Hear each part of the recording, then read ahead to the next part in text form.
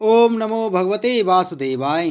नमस्कार दोस्तों, स्वागत है आप सभी का हमारे चैनल भक्ति ज्ञान में। दोस्तों, आज मैं आपको अग्नि पुराण की कथा सुना रहा हूँ। आप सभी भक्तजन इस कथा को श्रद्धा पूर्वक मन लगाकर सुने। दोस्तों, पिछली कथा में हमने उत्तरकांड की संक्षिप्त कथा तक वर्णन किया था। आज की कथा में हम वर्णन करेंगे हरिवंश का वर्णन एवं श्री कृष्ण अवतार की संक्षिप्त कथा। अग्निदेव कहते हैं, अब मैं हरिवंश का वर्णन करूंगा। श्री विष्णु के नाभिकमल से ब्रह्मा जी का प्रादुर्भाव हुआ। ब्रह्मा जी से अत्रि, अत्रि से सोम, सोम से बुध एवं बुध से पुरुरवा उत्पन्न हुए। पुरुरवा से आयु, आयु से नहुस तथा नहुस से ययाति का जन्म हुआ। ययाति की पहली पत्नी देवयानी ने यदु और तुर्वसु नामक दो पुत्रों को जन्म दिया। उनकी दूसरी पत्नी शर्मिष्ठा के गर्भ से, जो बृहस्पति की पुत्री थी, द्वहनु, अनु और पुरु, ये तीन पुत्र उत्पन्न हुए। यदु के वंश में यादव नाम से प्रसिद्ध क्षत्रिय हुए। उन सब में भगवान वसुदेव सर्वश्रेष्ठ थे। परम पुरुष भगवान विष्णु ही इस पृथ्वी का भार उतारने के लिए वसुदेव और देवकी के पुत्र रूप में प्रकट हुए थे। भगवान विष्णु की प्रेरणा से योग निंद्रा ने क्रमशः 6 गर्भ, जो पूर्व जन्म में हिरण्यकशिपु के पुत्र थी, देवकी के उदर में स्थापित किए।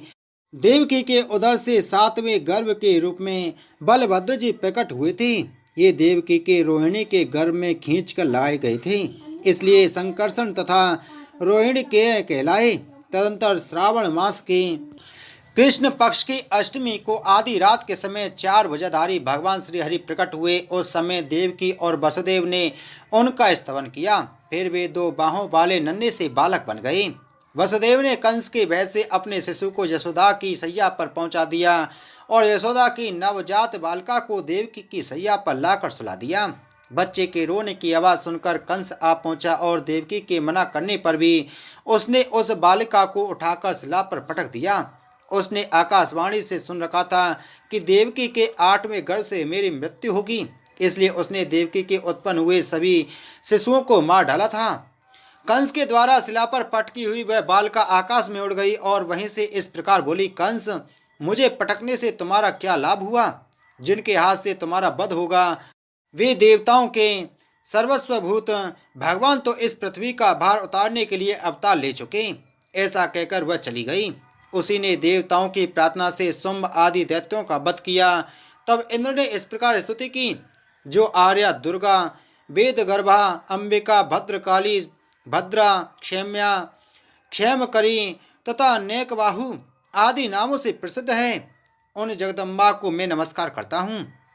जो तीनों समय इन नामों का पाठ करता है, उसकी सब कामनाएं पूर्ण होती हैं। उधर कंस ने भी बालिका की बात सुनकर नवजात शिशुओं का वध करने के लिए पूतना आदि को सब ओर भेजा।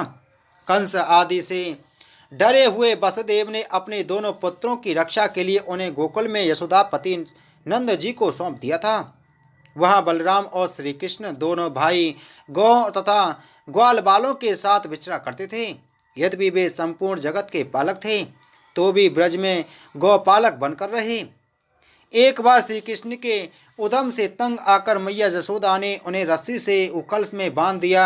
वे उखल घसीटते हुए 2 अर्जुन वृक्षों के बीच में से निकले। इससे वे दोनों वृक्ष टूटकर गिर पड़े। एक दिन श्री कृष्ण एक छकड़े के नीचे सो रहे थे। वे माता का स्तनपान करने की इच्छा से अपने पैर फेंक फेंक कर रोने लगे। उनके पैर का हल्का सा आघात लगते ही छकड़ा उलट गया। पूतना अपना स्तन पिलाकर श्री कृष्ण को मारने के लिए उद्यत थी, किंतु श्री कृष्ण ने ही उसका काम तमाम कर दिया। उन्होंने वृंदावन में जाने के पश्चात कालिया नाग को परास्त किया और उसे यमुना के कुंड से निकालकर समुद्र में भेज दिया।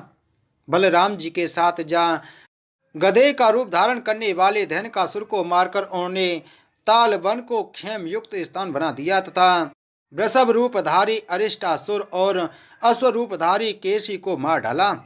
फिर श्री कृष्ण ने इंद्रयाग के उत्सव को बंद कराया और उसके स्थान में गिरिराज गोवर्धन की पूजा प्रचलित की।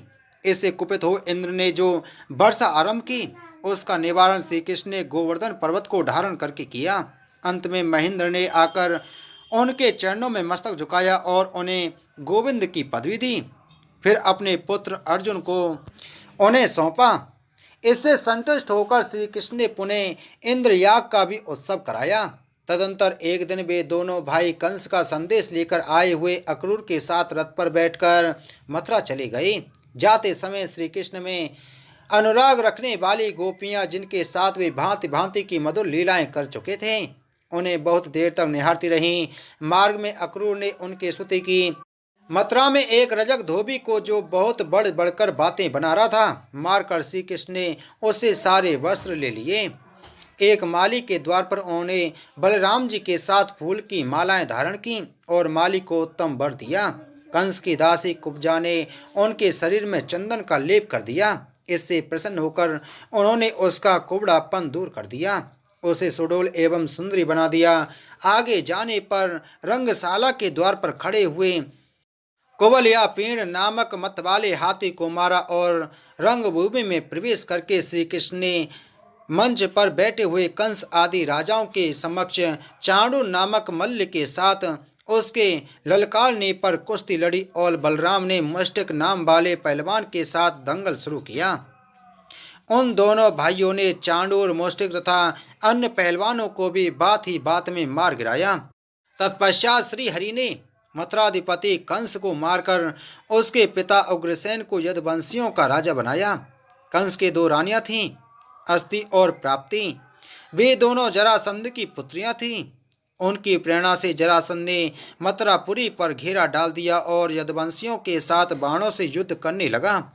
बलराम और श्री कृष्ण जरासंध को परास्त करके मथुरा छोड़कर गोमंत पर्वत पर चले आए और द्वारका नगरी का निर्माण करके वहीं यदुवंशियों के साथ रहने लगे। उन्होंने युद्ध में वसुदेव नाम धारण करने वाले पौंड्रक को भी मारा तथा भूमि पुत्र नरकासुर का वध करके उसके द्वारा हर कर लाई हुई देवता, गंधर्व तथा यक्षों की कन्याओं के साथ विवाह किया।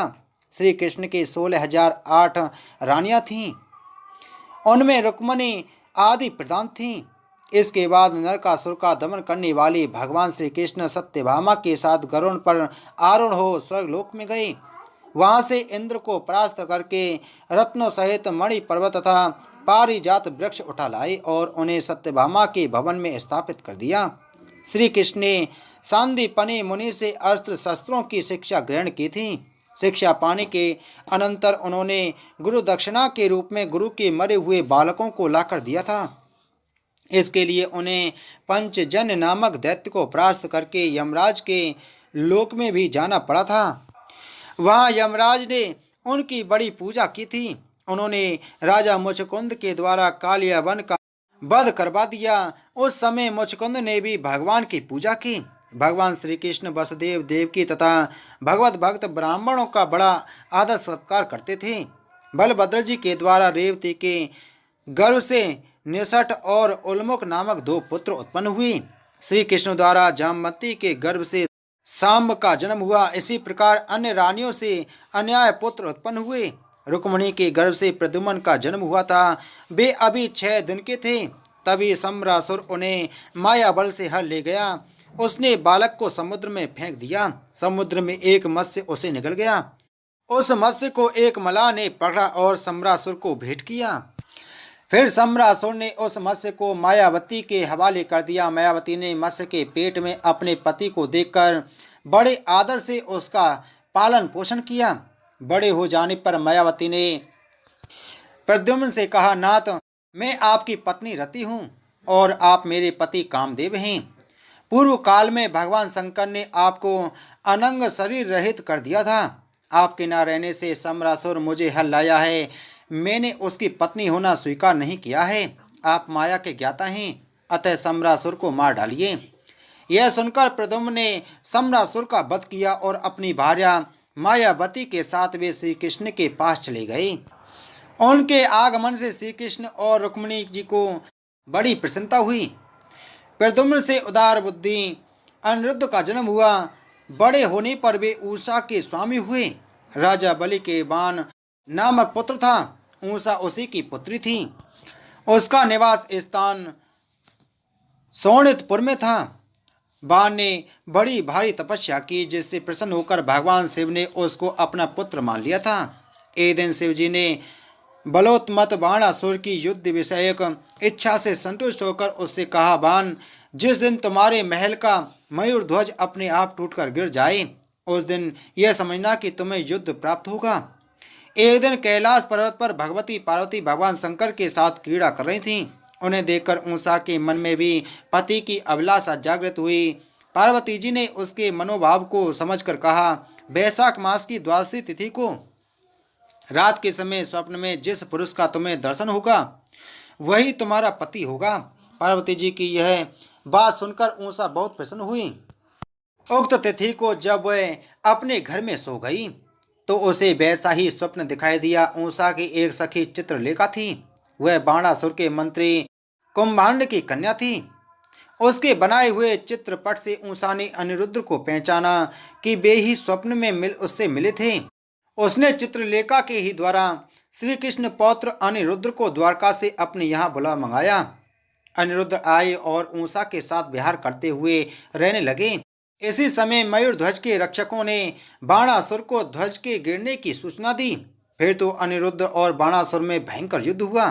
नारद जी के मुख से अनिरुद्ध के शोणितपुर पहुंचने का समाचार सुनकर भगवान श्री कृष्ण प्रद्युम्न और बलभद्र को साथ ले गरुड़ पर बैठकर वहां गए और अग्नि एवं महेश्वर जर को जीतकर शंकर जी के साथ युद्ध करने लगे। श्री कृष्ण और शंकर में परस्पर बाणों के आघात प्रत्याघात से युक्त भीषण युद्ध होने लगा। नंदी, गणेश और कार्तिकेय आदि प्रमुख वीरों को गरुण आदि ने तत्काल परास्त कर दिया।